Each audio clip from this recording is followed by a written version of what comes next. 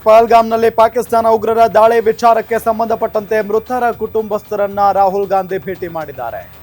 ರಾಹುಲ್ ಗಾಂಧಿ ಲೋಕಸಭೆಯ ವಿಪಕ್ಷ ನಾಯಕ ಕಾನ್ಪುರ ನಿವಾಸಿ ಶುಭಂ ಕುಟುಂಬಸ್ಥರನ್ನ ರಾಹುಲ್ ಗಾಂಧಿ ಭೇಟಿ ಮಾಡಿದ್ದಾರೆ. ಇವತ್ತು ಕುಟುಂಬಸ್ಥರಿಗೆ ಧೈರ್ಯವನ್ನ ಹೇಳಿದ್ದಾರೆ ರಾಹುಲ್ ಗಾಂಧಿ. ಇದೇ ವೇಳೆ ವಿಶೇಷ ಸಂಸತ್ ಅಧಿವೇಶನ ಕರೆಯೋದಕ್ಕೆ ಆಗ್ರಹಿಸಿದ್ದಾರೆ. ಸಂಸತ್ ವಿಶೇಷ ಅಧಿವೇಶನ ಕರೆಯಬೇಕು ಅಂದಿದ್ದಾರೆ ರಾಹುಲ್ ಗಾಂಧಿ.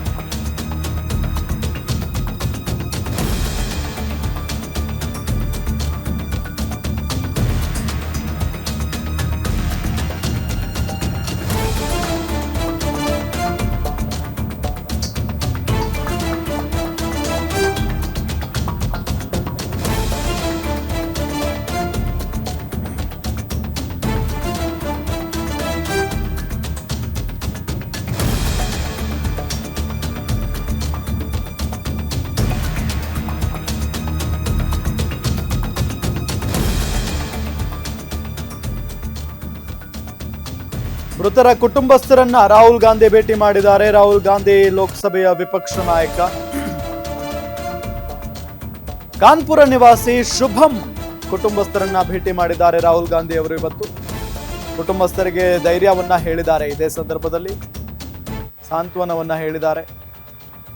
ಜೊತೆಗೆ ಸಂಸತ್ ವಿಶೇಷ ಅಧಿವೇಶನ ಕರಿಬೇಕು ಅಂತ ಹೇಳಿ ಇದೇ ಸಂದರ್ಭದಲ್ಲಿ ಮಾತನಾಡಿದ್ದಾರೆ ರಾಹುಲ್ ಗಾಂಧಿ. ಉತ್ತರ ಪ್ರದೇಶದಲ್ಲಿ ವಿಪಕ್ಷ ನಾಯಕ ರಾಹುಲ್ ಗಾಂಧಿ ಮಾತನಾಡಿರೋದು ಗಮನಿಸ್ತಾ ಇದ್ದೀವಿ. ಶುಭಂ ಅವರ ಮನೆಗೆ ಹೋದಂತಹ ಸಂದರ್ಭದಲ್ಲಿ ಅವರ ಕುಟುಂಬಸ್ಥರಿಗೆ ಧೈರ್ಯ ಹೇಳ್ತಾ ಇರೋದು.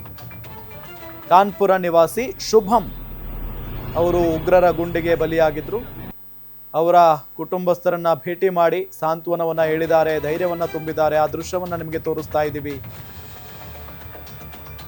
ಜೊತೆಗೆ ಇದೇ ಸಂದರ್ಭದಲ್ಲಿ ಕುಟುಂಬಸ್ಥರಿಗೆ ಧೈರ್ಯ ಹೇಳಿದ ನಂತರ ವಿಶೇಷ ಸಂಸತ್ ಅಧಿವೇಶನ ಕರೆಯೋದಕ್ಕೆ ಆಗ್ರಹಿಸಿದ್ದಾರೆ. ಸಂಸತ್ ವಿಶೇಷ ಅಧಿವೇಶನ ಕರೀಬೇಕು ಅಂತ ಹೇಳಿದ್ದಾರೆ. ಈ ಸಂದರ್ಭದಲ್ಲಿ ಉತ್ತರ ಪ್ರದೇಶದಲ್ಲಿ ವಿಪಕ್ಷ ನಾಯಕ ರಾಹುಲ್ ಗಾಂಧಿ ಅವರು ಈ ರೀತಿಯಾಗಿ ಮಾತನಾಡಿರೋದು.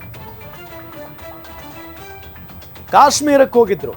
ಪಹಲ್ಗಾಮ್ ಅಟ್ಯಾಕ್ ಆದ ನಂತರ ರಾಹುಲ್ ಗಾಂಧಿ ಅವರು ಕಾಶ್ಮೀರಕ್ಕೆ ಹೋಗಿ ಅಲ್ಲಿನ ಸ್ಥಿತಿಗತಿಯನ್ನ ನೋಡ್ಕೊಂಡು ಬಂದಿದ್ರು.